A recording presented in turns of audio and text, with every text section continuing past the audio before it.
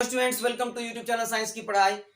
आइए अनुराग sir. Students हम लोग नीट की तैयारी के लिए per day previous year question solve कर रहे हैं और इसी कड़ी में मैं आप लोगों के लिए लेके आया हूं सेल चैप्टर का दो प्रीवियस ईयर नीट का ही क्वेश्चन। एक तो नीट 2016 का और ये भी ये AIPMT 2015 का। ये ऑल इंडिया लेवल का एग्जाम होता था नीट से पहले, बहुत अच्छा एग्जाम था।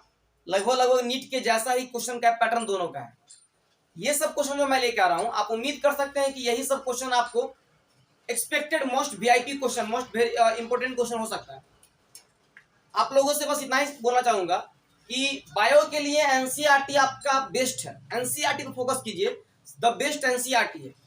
और साथ में प्रीवियस 10 ईयर का क्वेश्चन सॉल्व कीजिए, बाकी सब अच्छा हो। और पर डे मैं नीट के लिए प्रीवियस ईयर क्वेश्चन लेके आता हूं, उसको देखिए। जब तक आपका एग्जाम है, एग्जाम के डेट तक मैं पर डे क्वेश्चन लाता रहूंगा। Only for NEET, only chapter wise, only previous year question.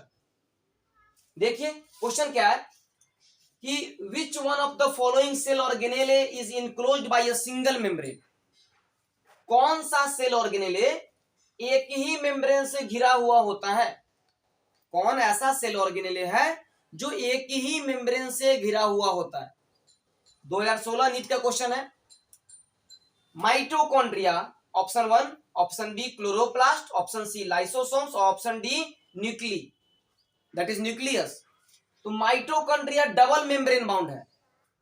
Mitochondria double membrane bound है, तो ऑप्शन ए गलती। क्लोरोप्लास्ट भी डबल मेम्ब्रेन बाउंड ऑर्गेनेले है, तो ऑप्शन बी भी गलती। ऑप्शन सी का बात किया जाए तो ऑप्शन सी है lysosomes. Lysosomes single membrane bound से होता है। लाइसोसोम्स एक ही मेम्ब्रेन से घिरा हुआ सेल ऑर्गेनेल होता है, तो option C correct answer. Option D है न्यूक्लियस, और न्यूक्लियस में भी दो मेम्ब्रेन होता है, आउटर मेम्ब्रेन और इनर मेम्ब्रेन, इसलिए तो बोलते हैं न्यूक्लियर इन्वेलप। तो ऑप्शन डी भी गलती। तो option C is the correct answer. It means lysosome lysosome एक सेल ऑर्गेनेल है जो कि सिंगल मेम्ब्रेन से घिरा हुआ होता है। अगला क्वेश्चन है AIPMT 2015 का कि which of the following structure is not found in a prokaryotic cell. इनमें से कौन सा स्ट्रक्चर प्रोकैरियोटिक सेल में नहीं पाया जाता है? इनमें से कौन सा स्ट्रक्चर प्रोकैरियोटिक सेल में नहीं पाया जाता है? तो ऑप्शन ए है राइबोसोम, ऑप्शन बी है मीसोसोम, ऑप्शन सी है प्लाज्मा मेम्ब्रेन, ऑप्शन डी है न्यूक्लियर इन्वेलप। देखिए प्रोकैरियोटिक सेल का क्या कैरेक्टरिस्टिक्स है, उसके पास मेम्ब्रेन बाउंड सेल ऑर्गेनेल नहीं होता है और एक वेल डिफाइंड न्यूक्लियस नहीं होता है।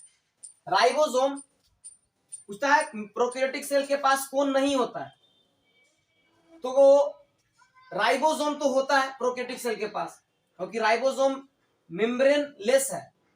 तो ऑप्शन ए तो गलती हो गया, क्योंकि राइबोसोम प्रोकैरियोटिक सेल के पास होता है। मीसोसोम भी प्रोकैरियोटिक सेल का सेल मेम्ब्रेन का इनफोल्डिंग को ही बोलते हैं और ये भी होता है, तो ये भी ऑप्शन गलती। प्लाज्मा मेम्ब्रेन भी प्रोकैरियोटिक सेल के पास होता है, तो ये भी ऑप्शन गलती। लेकिन न्यूक्लियर इन्वेलप मतलब न्यूक्लियर मेम्ब्रेन प्रोकैरियोटिक सेल के पास नहीं होता है। ये तो प्रोकैरियोट्स और यूकैरियोट्स का डिफिनेशन पढ़ते हैं, उसमें भी पढ़े होइएगा कि प्रोकैरियोटिक सेल के पास न्यूक्लियर मेम्ब्रेन होता है, यूकैरियोटिक सेल के पास न्यूक्लियर मेम्ब्रेन नहीं होता है। प्रोकैरियोटिक सेल के पास इसलिए बोलते हैं कि prokaryotic cell do not have a well defined nucleus and eukaryotic cell have a well defined nucleus. तो हमारा क्वेश्चन क्या था, प्रोकैरियोटिक सेल के पास कौन नहीं होता है? तो न्यूक्लियस वेल डिफाइंड नहीं होता है। क्यों नहीं होता है? क्योंकि न्यूक्लियर मेम्ब्रेन नहीं होता है प्रोकैरियोटिक सेल के पास, मतलब न्यूक्लियर इन्वेलप नहीं होता है। So option D is the correct answer. आपको ये वीडियो कैसा लगा कमेंट करके जरूर बताइएगा। अपने फ्रेंड्स के साथ ये वीडियो शेयर जरूर कीजिएगा students. Thank you very much. अगर आपको स्क्रीनशॉट लेना है तो मैं बताता हूँ, स्क्रीन से बाहर आप स्क्रीनशॉट ले सकते हैं। Thank you.